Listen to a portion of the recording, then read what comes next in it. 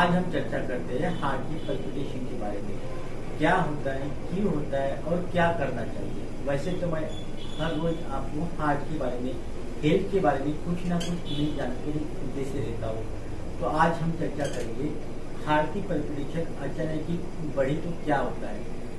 Suddenly हमारी बैठे बैठे हार्ट की धड़कन तेज हो गई तो इसके क्या कारण होते हैं। इसके दो ही कारण होते हैं, एक हार्ट की वजह से और एक बिना हार्ट की वजह से। हम सबसे पहले देखते हैं बिना हार्ट की वजह से क्या क्या होता है। एंजाइटी, तनाव, पैनिक अटैक। हम सडनली अगर घबरा जाते हैं तो इस वजह से हमको हार्ट की पल्पिटेशन बढ़ी हुई मिलती है। तो कॉफी की वजह से भी हार्ट की तेज धड़कन होती है और कुछ दवाई खाने से हार्ट की पल्पिटेशन बढ़ती है। और अनवांटेड एक्सरसाइज, जब हम किसी भी दिन ज़्यादा एक्सरसाइज करते हैं तो हमारे हार्ट की धड़कन तेज हो जाती है और जो एक्सरसाइज हमको सूट नहीं होती है वो भी हमने अगर एक्सरसाइज की है तो हमारे हार्ट की पल्पिटेशन बढ़ जाती है। और कभी कभी तेज बुखार होने से भी हमारे हार्ट की पल्पिटेशन बढ़ जाती है। और तंबाकू का सेवन करने से भी हार्ट की पल्पिटेशन बढ़ती है। तो ये सब बिना हार्ट के प्रॉब्लम की वजह से हार्ट की पल्पिटेशन बढ़ने की है। अब देखते हैं कार्डियक कॉज, हार्ट डिजीज के। और ब्लड में अगर पोटेशियम भी ज्यादा हो तो हमारे हार्ट की पल्पिटेशन बढ़ती है। थायराइड का अगर डोज ज्यादा ले रहे हो तो उसकी वजह से भी यह प्रॉब्लम होता है। ऑक्सीजन की कमी की वजह से भी हमारी तेज धड़कन होती है।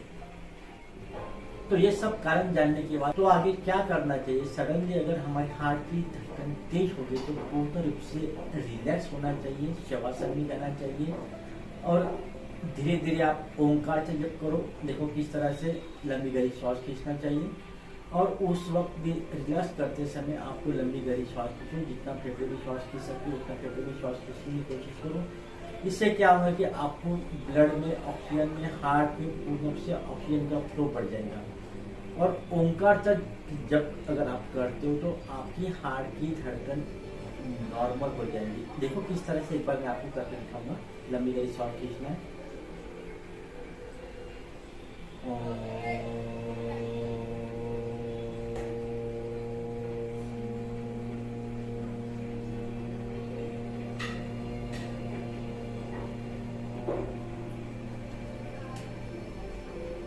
जब तक आपकी हार्ट की पल्पिटेशन नॉर्मल न हो तब तक आप ओंकार तक जप कर सकते हैं। तो धीरे धीरे आप अगर आप अनुलोम विलोम भी करते हो तो उससे भी हार्ट की पल्पिटेशन काफी हद तक कम हो जाती है। देखो एक बार हम करके दिखाएंगे। एकदम धीरे से राइट नोस्टर बंद करके लेफ्ट नोस्टर श्वास को ऊपर की तरफ लेना है। एकदम मध्यम गति से लेना है और पूर्ण से श्वास को खींच लेना है। लेफ्ट नोस्टर बंद करते हुए राइट नोस्टर श्वास की गति को छोड़ देना है। अल्टरनेट आप इसी तरह से अगर 10 से 15 मिनट आप करते हो, मेडिटेशन भी करते हो, ओंकार जप भी करते हो, अनुलोम विलोम करते हो तो डेफिनेटली आपकी हार्ट की पल्पिटेशन पूर्ण रूप से नॉर्मल हो जाएगी। अगर ये हार्ट की वजह से हो रहा है तो इसमें 2-3 बातें और ऐड हो जाएंगी। आपको ब्रेथलेस होंगी, सांस लेने में दिक्कत होगी और सडनली पसीना आ जाएगा। सडनली पसीना आ रहा है, चेस्ट साथ में चेस्ट पेन भी हो रहा है तो ये हार्ट की तरफ जा रहा है। तो आपको हार्ट की जांच करना चाहिए, जैसे ईसीजी हो गया, इको हो गया। तो मैं आपको यही बात कहना चाहता हूँ। तो बहुत ज़्यादा तक ये हार्ट की पल्पिटेशन स्ट्रेस की वजह से होती है, तनाव की वजह से होती है, नींद पूरी न आने की वजह से होती है। तो आप ये सब बातें ध्यान में रखो।